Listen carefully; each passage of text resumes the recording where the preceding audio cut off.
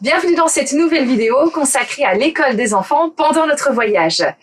On a essayé de répondre aux grandes questions qu'on peut se poser à ce sujet-là, c'est-à-dire quelles sont les démarches à faire, quel est le matériel dont nous avons besoin, quelles sont les difficultés et les avantages, et puis on terminera par la vie des enfants. Nous, c'est Vincent et Virginie. Nous sommes une famille d'irréductibles poipoines. C'est comme ça qu'on appelle les habitants de Quevaucamp. Avec nos 3 enfants, Victor, Édouard et Célestine, nous avons toujours rêvé d'un grand voyage en famille à travers l'Europe. Suivez nos aventures, celles d'une famille nomade inexpérimentée.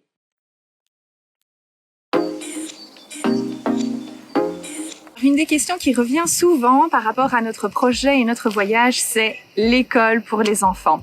Et même d'ailleurs, parmi les gens qu'on rencontre pendant ce voyage, ils sont souvent très étonnés de voir des enfants qui gambadent comme ça dans la nature en pleine semaine alors qu'ils devraient être à l'école. Il faut savoir déjà, au départ, c'est qu'on leur a demandé leur avis.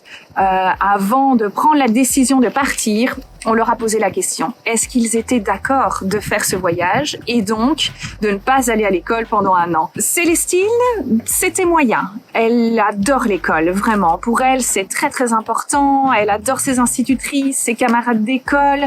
Il faut dire que dans son école, il y a un projet extraordinaire qui s'appelle les collaboratives, donc ils font beaucoup de choses. Pour les garçons, on sortait d'une période de confinement où il n'y avait plus école, ou du moins pour Victor, ça avait été à distance. Donc, il s'était déjà un petit peu détaché, entre guillemets, du système scolaire habituel. Et je pense que ça les a aidés à dire « Ok, on est prêt finalement à se séparer un petit peu de nos rituels et de nos camarades de classe pendant une longue période. » Alors, l'étape suivante, ça a été d'entamer toutes les démarches. Et une des démarches importantes pour nous était de rencontrer les directions d'école. J'ai rencontré la directrice de l'école de Célestine, à qui j'ai expliqué le projet. Je l'ai bien sûr expliqué aussi à ses institutrices. Et je dois dire que l'accueil que j'ai reçu a été extraordinaire et très favorable. Et puis en plus, Célestine s'en sort très très bien à l'école, est assez bien avancée et elle allait rater une grande partie de sa 3e maternelle. Donc l'impact est peut-être un peu moins important dans sa scolarité. Bien que je ne sous-estime certainement pas l'importance de l'école maternelle, bien au contraire. Pour ce qui est des garçons, j'ai également rencontré le préfet de l'Athénée de Péroué. C'est une personne très très ouverte d'esprit qui a été favorable au projet, qui m'a soutenue et voilà, qui a trouvé que c'était une très bonne idée d'offrir cette expérience à des enfants. Et donc ça m'a vraiment soulagée, ça c'est sûr et certain. Il faut savoir aussi, ce qui est important, c'est que on a dû donc introduire une demande pour inscrire les enfants en enseignement à domicile. N'oubliez pas que nous sommes en Belgique. Si nous avions décidé de partir une année scolaire entière, eh bien, à notre retour, les enfants auraient dû recommencer leur année. On a hésité et finalement, on s'est dit que ce n'était pas ce que nous souhaitions. Et puis, bon, il y avait aussi une histoire de budget, mais on a réduit notre voyage à 9 mois plutôt qu'1 an. Et on a fait la demande aux directions d'école d'accepter de réintégrer les enfants dans leurs établissements à notre retour, c'est-à-dire fin mai. Ce qui allait permettre aux garçons de pouvoir passer leurs examens et, s'ils les réussissent, de passer dans l'année supérieure à l'année scolaire suivante, ce qu'ils ont accepté. Alors, ce qui était important aussi à faire avant de partir, c'était de préparer tout le matériel dont nous allions avoir besoin, en sachant que nous étions quand même malgré tout limités en place. Donc, il fallait vraiment choisir le bon matériel pour ne pas s'encombrer inutilement. Je me suis dirigée vers des manuels scolaires d'une édition belge que je connais bien parce que je l'utilise moi-même avec mes élèves. Il s'agit des éditions Plantin. Je suis vraiment super contente d'avoir fait ce choix-là. j'ai accès aux plateformes numériques qui me permettent d'avoir des exercices interactifs, d'avoir les corrigés, d'avoir des vidéos supplémentaires, des évaluations. Donc voilà, je connais bien la plateforme qui est très très bien faite. Pour le français, pour moi ça va puisque c'est la matière que j'enseigne, mais pour le reste, sans corriger, c'est très très compliqué. Pour les garçons, on a donc une petite collection de manuels scolaires. On a bien sûr aussi pris avec nous des romans. Nous avons aussi également avec nous un iPad sur lequel j'ai du matériel pédagogique que j'avais déjà collecté auparavant. J'ai aussi téléchargé les programmes scolaires. Pour Célestine, j'ai aussi été conseillée par ses institutrices qui utilisent pour l'apprentissage de la lecture la méthode des alphas, entre autres. Et donc, je me suis procuré en occasion ce coffret-là, qui est vraiment très bien fait. Et en plus, Célestine y est déjà familiarisée. Donc, d'ailleurs, ça fait déjà quelques mois que Célestine commence à lire. J'ai reçu beaucoup aussi de la famille, puisque c'était l'anniversaire de Célestine juste avant notre départ. Donc, elle a reçu plein de petits cahiers d'activités. Ici, par exemple, c'est le cahier de mes émotions. J'ai des cahiers à croquis, des petites fiches de calcul, un cahier Montessori de la découverte du monde qui est vraiment très bien fait. Alors les enfants ont aussi tous reçu de leur grand-mère un carnet de voyage qu'ils complètent plus ou moins régulièrement.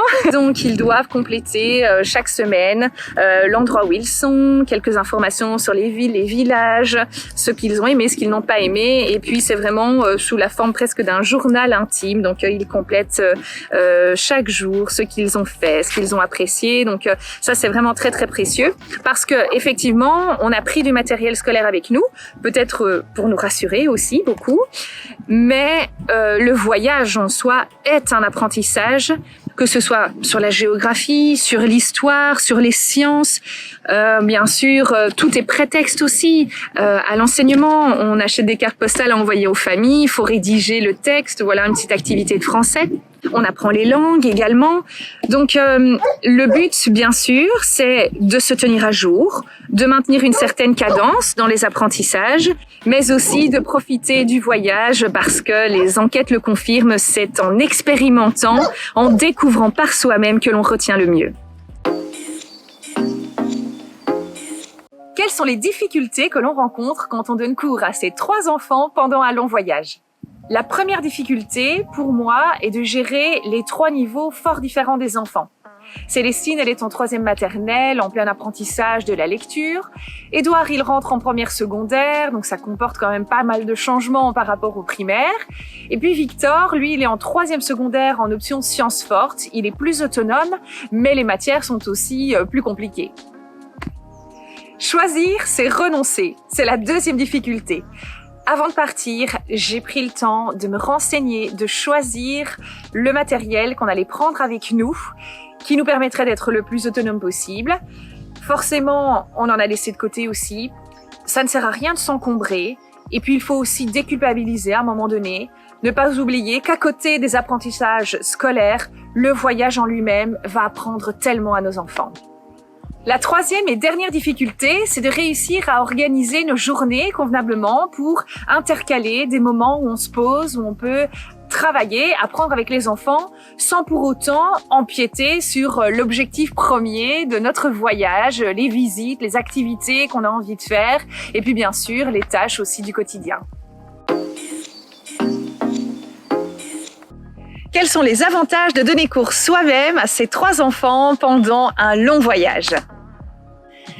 Le premier avantage, c'est que ça me permet de découvrir mes enfants autrement, d'être très attentive à leur évolution et finalement d'apprendre à mieux les connaître. On dit que les voyages forment la jeunesse. C'est vraiment le 2e avantage.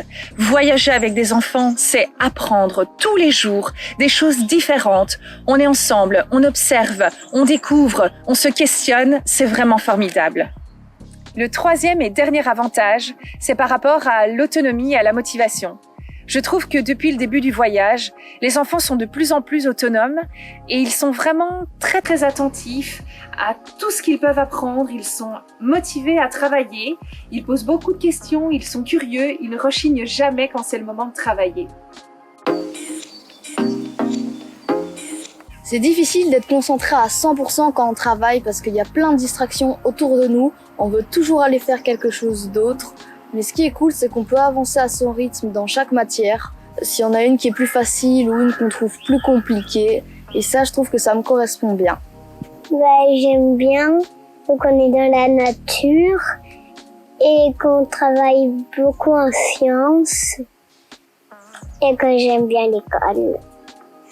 Est-ce que maman, elle t'apprend bien? Oui. Qu'est-ce qu'on fait ensemble? Explique ce qu'on fait ensemble.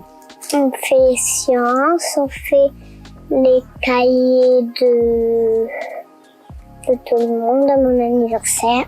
On fait aussi le cahier d'Europe, le livre pour dessiner, de la peinture. Et voilà. Moi, ce que j'aime dans ce voyage, c'est la découverte des villes, manger des spécialités locales que je n'avais jamais goûtées auparavant et avoir plus de temps pour faire du sport et être dans la nature. Je profite de cette vidéo pour remercier chaleureusement les professeurs des garçons qui mettent régulièrement du travail sur la plateforme numérique de l'école. Merci pour votre aide précieuse. Alors en conclusion, donner cours à ses enfants pendant qu'on voyage, ce n'est pas impossible. Ça nécessite une certaine organisation, d'avoir du bon matériel, quelques conseils et beaucoup de motivation. Mais on peut y arriver.